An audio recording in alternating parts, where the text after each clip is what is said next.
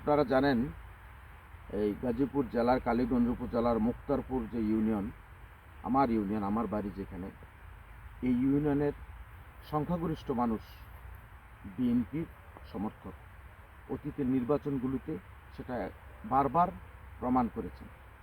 এবং আমাদের প্রার্থী যে সময় জনাব ফজলুল হক মিলন ভাই যে সময় এমপি ছিলেন, নির্বাচিত হয়েছিলেন, এই মুক্তারপুর ইউনিয়ন থেকেই সর্বোচ্চ ভোট তিনি পেয়েছিলেন। এবং সেই তার প্রাপ্তি হিসাবে মুক্তারপুর ইউনিয়নে ব্যাপক উন্নয়ন কর্মকাণ্ড সে সময় সাধিত হয়েছিল। এই যে মুক্তারপুর ইউনিয়নের বিভিন্ন গ্রাম, ছোট রাস্তা, বড় রাস্তা সহ সকল রাস্তাঘাট ছিল, সকল রাস্তা নির্মাণের যে পরিকল্পনা, যে কাজ, সেই কাজগুলো তিনি বাস্তবায়ন করেছিলেন।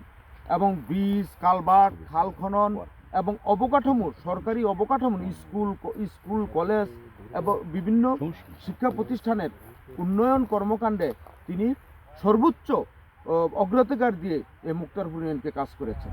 এবং আমরা আশা রাখি ভবিষ্যতেও তিনি এই মুক্তারপুর ইউনিয়নের প্রতি সুদৃষ্টি রাখবেন।